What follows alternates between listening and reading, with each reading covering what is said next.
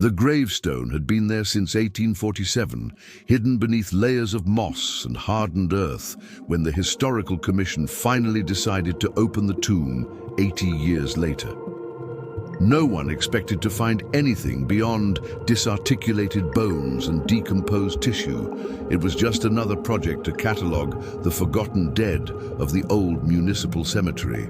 But when the workers lifted the heavy stone lid under the sweltering heat of that August morning, an eerie silence filled the place, as if the very air had been sucked into the grave. The body was there, impossibly preserved, wrapped in fabrics that still retained some of their original color. And there was something profoundly wrong with the position in which it lay. The men instinctively recoiled when they saw it. The deceased wasn't lying on his back, hands crossed over his chest, as would be expected in any Christian burial of the time. He was face down, his face pressed against the bottom of the rotting wooden coffin, his arms outstretched along his body as if he had tried to crawl. The fingernails, still visible beneath the parched skin, were broken and stained with something dark that might have been blood or compacted earth. The excavation supervisor, a 50-year-old man who had already unearthed dozens of ancient bodies, felt a chill run down his spine and asked them to photograph everything before touching anything. There were deep marks on the inside of the stone lid, vertical scratches forming parallel lines, like desperate fingers searching for an escape that would never come. The parish records of 1847 mentioned only one name, Elias Corrigan, who died at the age of 32 with no cause of death specified. No family listed, no occupation or property recorded, just that solitary name on the list of those buried in that particularly harsh winter. The parish priest who signed the document died 3 weeks after the burial, from a sudden fever and nocturnal delirium, according to medical notes from the time that still existed in the municipal archives. When researchers dug deeper into local history, they uncovered old, unconfirmed rumors, stories about a man who woke up during his own wake but was declared dead again before they could take him home. The accounts were vague, contradictory, written in the margins of personal diaries and letters never sent, the kind of story people whispered and then denied hearing. The 1927 forensic autopsy revealed details that newspapers of the time refused to publish in full. The corpse's lungs contained fragments of wood and tissue, evidence that he had breathed, perhaps even screamed, inside the sealed coffin. The ribs had fractures consistent with extreme strain, as if the body had violently struggled against a confined space. Even more disturbing was the state of the eyes. Although decomposed, the position of the sockets suggested that they were open at the moment of final death, fixed in some invisible horror in the absolute darkness of that prison of wood and stone. The official coroner wrote in his private report, never made public, that this was the most distressing case he had ever examined, and that he hoped never to see anything similar again for the rest of his career. At night, when the cemetery was empty, the night guards began reporting strange sounds coming from the area where the grave had been opened. These weren't the typical noises of animals or wind through the ancient trees. They were rhythmic, repetitive sounds, like fingernails scratching stone on the other side of a thick wall. One of the guards swore he'd seen a dark figure near the open grave, crouching on the disturbed earth. But when he shone his flashlight, there was nothing but shadows dancing among the leaning tombstones. The patrol dogs refused to approach that particular section of the cemetery, barking and recoiling, with bristling fur whenever they were led near. The smell had changed too. It wasn't just the expected odor of disturbed earth and ancient decay, but something sharper and more metallic, like the taste of fear in your mouth when you're completely alone in the dark. The photographs taken on the day of the exhumation began to show anomalies when they were developed in the laboratory.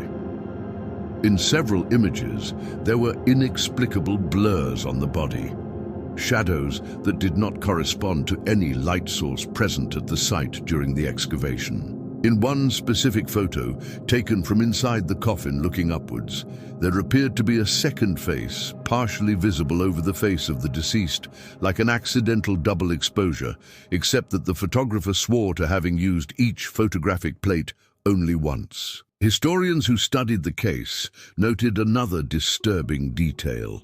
In all official records from 1847, the date of Elias Corrigan's burial was crossed out and rewritten, as if someone had tried to erase or correct the information, and the ink used in the correction was a different shade, suggesting that the alteration was made years, perhaps decades, after the original record. The decision to rebury the body was made quickly, faster than would be normal for a historical find of this nature. There was no public ceremony, no commemorative plaques, or mention of the discovery in official city documents. The coffin was resealed, this time with the body repositioned in the traditional way, on its back, hands crossed, as if trying to undo the original mistake or appease something that shouldn't have been disturbed. But the workers in charge of the reburial noticed that when they lifted the body to reposition it, it seemed heavier than it should be, as if something invisible were hanging from it, pulling it back to the position in which it had been found. One of the men gave up midway through the job and never returned to the cemetery, refusing to explain what he had seen or felt at that moment. In the following months, 3 of the researchers involved in the excavation reported the same recurring nightmare. They would wake up in the middle of the night with the sensation that something heavy was pressing against their backs, preventing them from turning over or breathing properly, while they heard slow, methodical scratching coming from somewhere below them. The supervisor developed chronic insomnia and began to avoid enclosed spaces, especially at night. The complete case file was transferred to the basement of the municipal library, where it remained without proper cataloging for decades until the paper yellowed and the ink began to fade on the pages as if the story itself wanted to be forgotten. But the older residents of the city still remember, still tell in hushed voices about the man who was buried alive twice, once by human negligence and again by fear of what he might have brought back from that dark place where he spent 80 years trying to scream. Even today, there are nights when the wind blows through the cemetery in a particular way, producing a sound that vaguely resembles a choked, gasping, desperate breath. The trees around the tomb never grew normally after 1927. They remain twisted and low, as if something in the ground prevents them from reaching the sky. Occasional visitors to the cemetery report an oppressive feeling near that specific gravestone, a weight on their chest that makes them want to run away, although they can't explain exactly why. The clearest photograph of Elias Corrigan's face, taken moments before the reburial, disappeared from the municipal archives under circumstances that were never clarified. But those who saw it say that his empty eyes seemed to be looking not at the camera, but through it fixed on something that existed beyond the sight of the living. And if you pass by that old cemetery at dusk when the shadows begin to lengthen between the tombstones and the silence becomes thick as fog, you might notice that one of the graves, the one with the date 1847 barely visible on the worn stone, has a peculiarity that no other possesses. The earth on it never settles completely, always remaining slightly disturbed, as if something underneath still occasionally moved, still trying to find a resting place that will never arrive. And if you get close enough, if you ignore the primal instinct that screams at you to stay away, you can hear, very faint, almost imperceptible under the sound of the wind and dry leaves, a slow, persistent scratching, like fingernails against wood, like someone who hasn't yet accepted that darkness is permanent, that some doors once closed never open again from the inside. Years after the exhumation in 1952, during cemetery expansion work, workers found something that shouldn't exist. A second coffin buried directly below the first, only half a meter deep, in a grave not registered on any official map.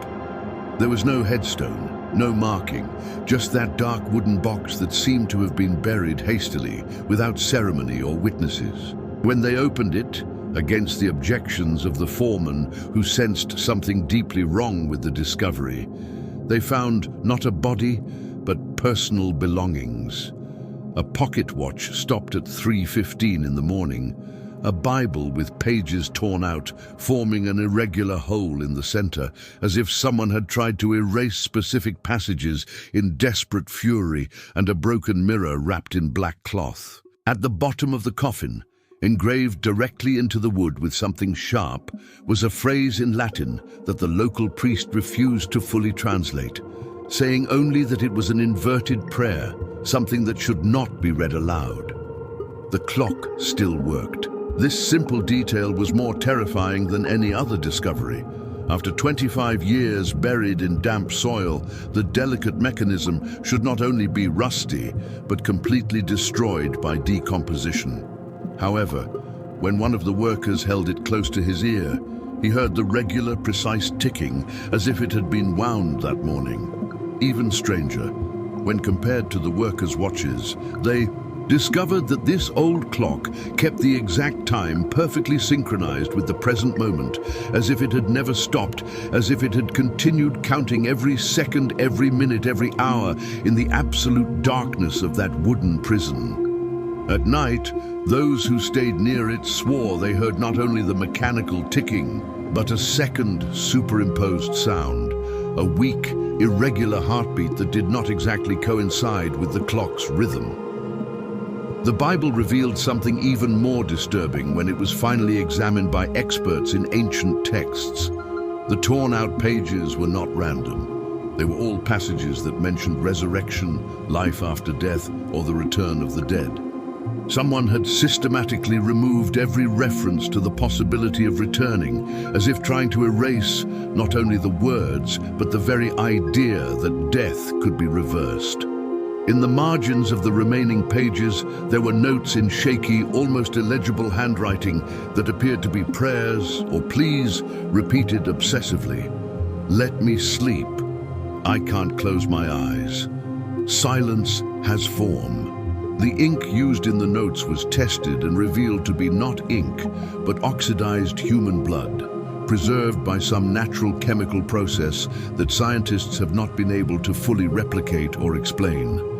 The broken mirror was the most unsettling object of all.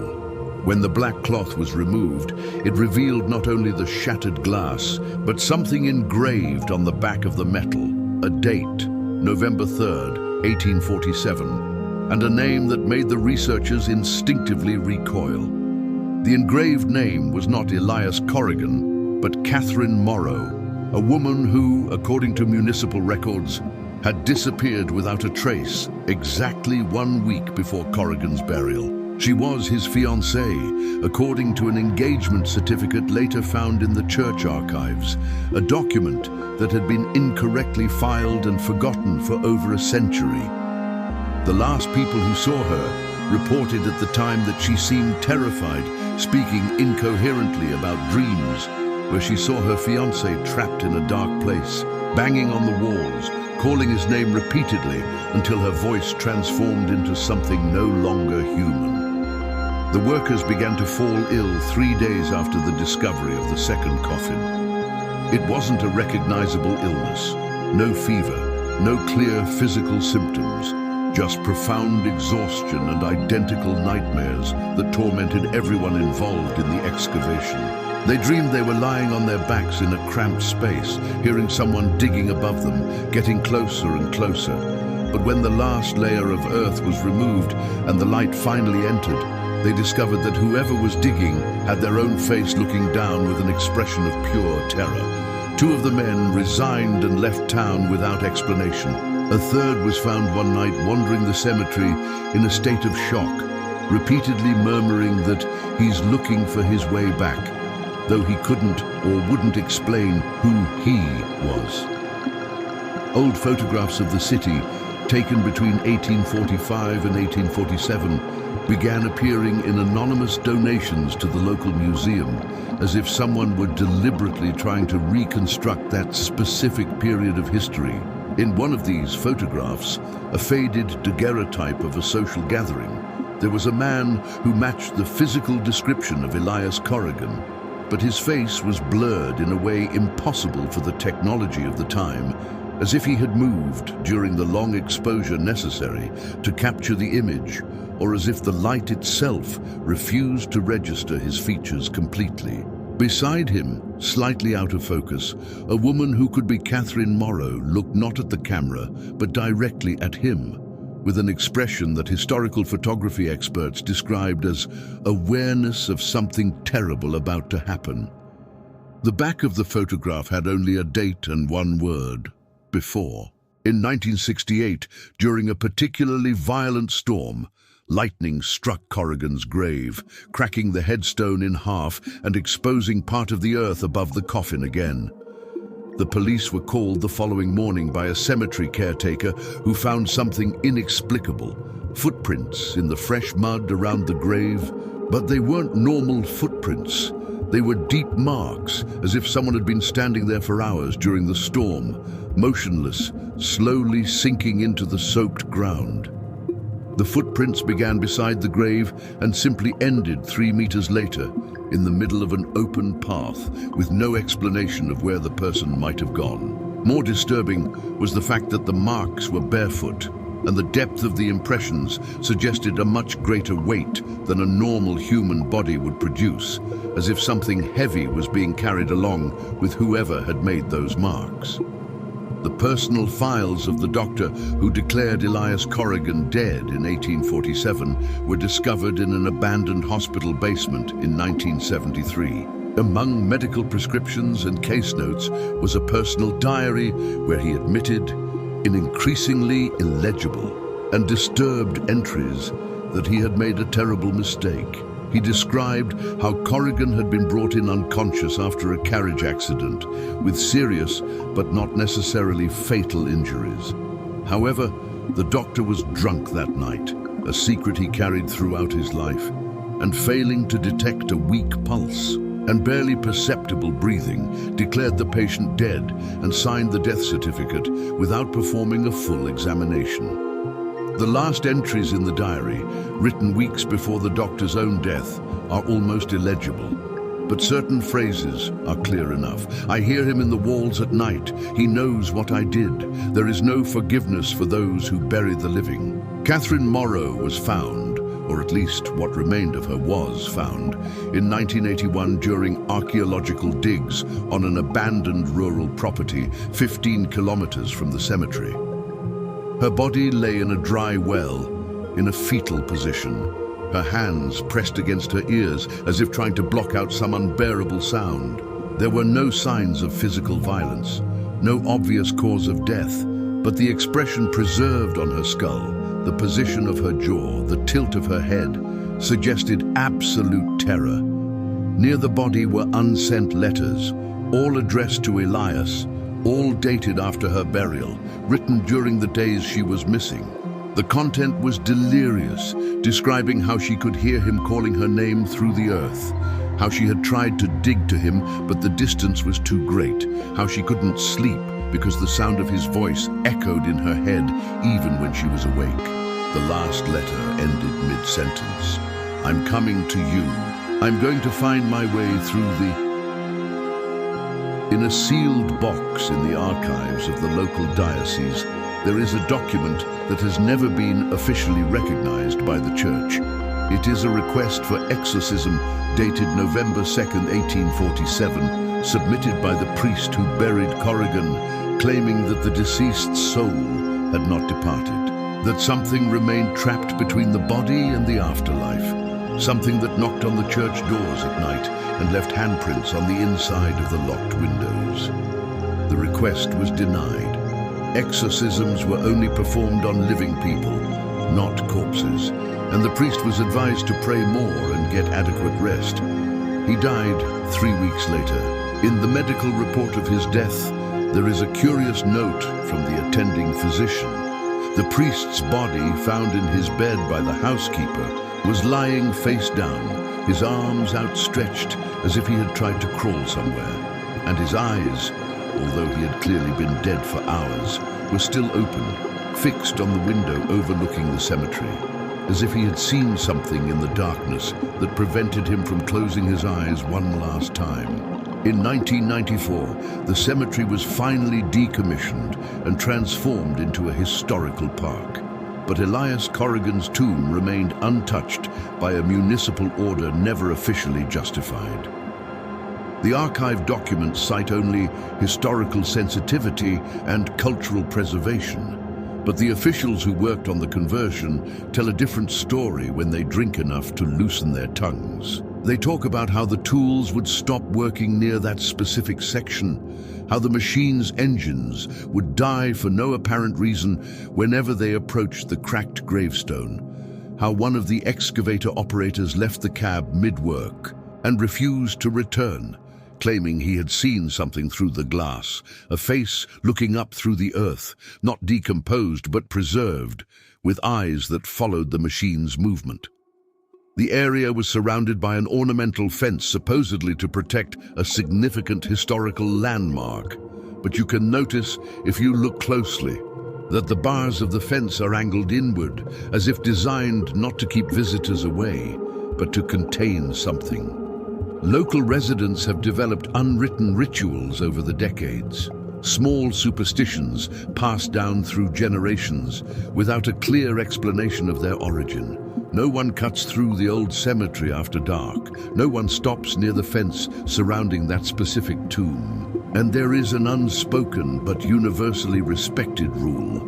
If you hear your name being called while walking alone near that place, you don't look back, you don't answer. You simply quicken your pace and keep walking until you are surrounded by other people or lights are on. Teenagers who defy these rules as a joke occasionally return changed, quieter, less willing to be alone in the dark, with a distant look that their parents recognize but prefer not to question. One of them, years later, admitted in therapy that he had heard not only his name, but an entire conversation coming from beneath the ground. Two voices arguing in a language he didn't recognize, but somehow understood perfectly, and both voices were desperate to get out. In 2003, a television crew attempted to film a documentary episode about haunted cemeteries at the location. Filming lasted exactly 23 minutes before being aborted. The cameras captured something that the technicians initially thought was electromagnetic interference. A dark shape that appeared and disappeared in the corners of the frames, always on the periphery of vision, always moving when no one was looking directly at it. But upon reviewing the recordings frame by frame, they discovered it wasn't interference. It was a consistent human silhouette, always in the same posture, bent over, as if digging or trying to lift something heavy from the ground. The show's presenter, a staunch skeptic who had spent years debunking paranormal phenomena, refused to return to the location and abandoned the project entirely. Years later, in an interview, she immediately asked to be deleted. She admitted that she had felt something touching her back during filming, a firm, icy pressure that slowly crept up her spine. And when she finally mustered the courage to look, there was no one behind her. But on the camera monitor clearly visible in the live recording, there was a pale hand resting on her shoulder. The city's digitized records began exhibiting anomalies starting in 2010, when all historical documents were transferred to electronic servers. Archivists noticed that certain files related to the cemetery, and specifically to Corrigan's tomb, were frequently corrupted with inexplicable frequency, as if something in the digital code itself was rejecting that information. Backups were created, but days later they presented the same errors, distorted pixels that, when enlarged, formed patterns resembling text in an unknown language, or images that shouldn't be there. Photographs of the same tomb taken at angles and lighting that didn't correspond to any of the official digitizations, as if someone or something was continuously adding new images to the archive. The IT technician responsible for maintaining the system developed chronic insomnia and eventually retired prematurely, but not before leaving an enigmatic note for his replacement. Don't try to restore the corrupted files after 3 in the morning. Just trust me on this. There's a video recorded on a cell phone in 2017 that briefly circulated on online forums before being removed for violating the terms of service, though no one could explain exactly which term was violated. The video shows 2 teenagers approaching the tomb's railing on a foggy night, teasing and laughing nervously as one of them reaches through the bars to touch the cracked gravestone. The moment their fingers make contact with the cold stone, something changes in the audio, a deep, prolonged buzzing sound that shouldn't be possible to pick up with a regular cell phone microphone, and then a voice clear and too close to the camera whispers 2 words that make the teenagers drop their phone and run. "Thank you, Catherine." The video continues recording for another 45 seconds while the cell phone lies on the grass, and during that time, if you turn the volume up to maximum and block out all other sounds, you can distinctly hear something scraping metal slowly, rhythmically, like fingernails testing the strength of the railing bars on the other side. In 2019, during a renovation of the city's sewer system, workers discovered a series of ancient tunnels beneath the historic district. Not sewers or mines, but something else built for an unknown purpose and without any mention in the city's architectural records. One of the tunnels extended directly under the old cemetery, ending in a small stone chamber just below Corrigan's tomb. Inside the chamber, they found a makeshift altar surrounded by candles that appeared to have been recently lit, even though the tunnels had been sealed for decades.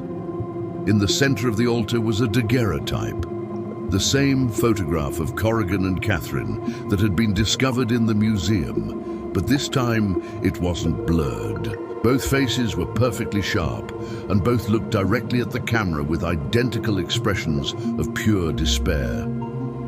On the back of the photograph, written in modern calligraphy, was a future date, November 3rd, 2027. No explanation, no other markings, just that specific date approaching faster than anyone would like to admit. People who visit the historical park occasionally report a strange phenomenon in the photos they take. When reviewing their images later, they discover that in some, always those taken near the tomb's railing, there is an extra figure in the background that wasn't there when the photo was taken. The figure is always the same, a dark, slightly curved silhouette, looking directly at the camera from an impossible-to-determine distance.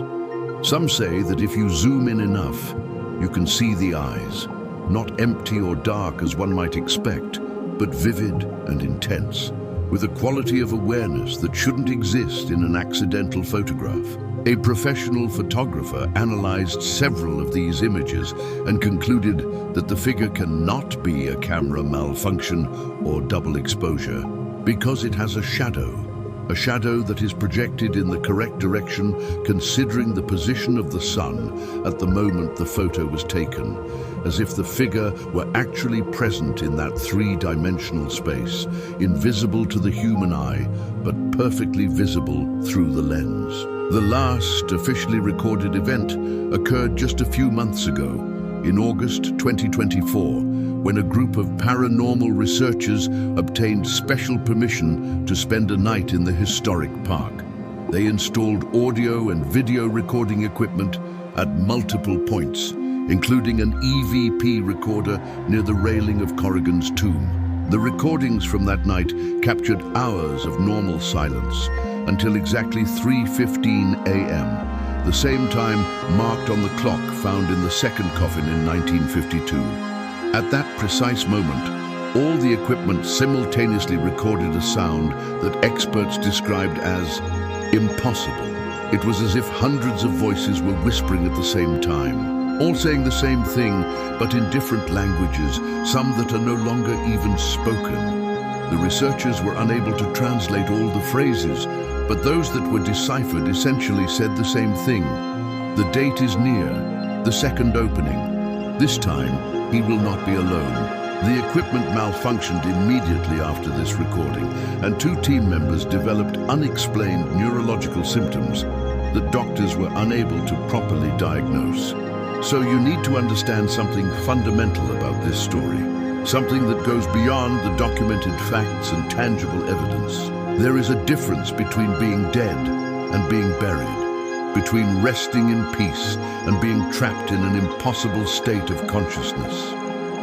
What happened to Elias Corrigan in that dark grave in 1847 didn't end when his body finally stopped moving. Something in that experience, the absolute terror, the incomprehensible despair of waking up in complete darkness, feeling the weight of the earth pressing down on all sides, trying to scream but finding only silence. Something in that prolonged torture created an imprint on the very fabric of reality, a scar in space and time that cannot be erased simply by repositioning a body or saying prayers. And Catherine, in her desperate and delirious devotion, found a way to him not physically, but in another way, through a kind of connection that death could not break. They are trapped together now, intertwined in a state that is neither life nor death, but something terrible that exists between them. And with each passing year, the barrier that separates them from the world of the living grows a little thinner, a little more fragile. And here's what nobody wants to admit publicly, but everyone who has studied this case deeply knows. The date engraved on that photograph, November 3rd, 2027, marks exactly 180 years since the original burial. There's a terrifying logic to it, a symmetry that can't be a coincidence. Two openings of the tomb in 1927 and potentially in 2027, separated by exactly a century. The body was found face down because it had been turning over all those years alone in the dark, trying to find a way out. But what will happen if, at the third opening, when the barrier is thinner than ever, it finally succeeds? What will emerge from that tomb will not be a preserved body or a ghostly apparition, but something that has learned to exist in the darkness.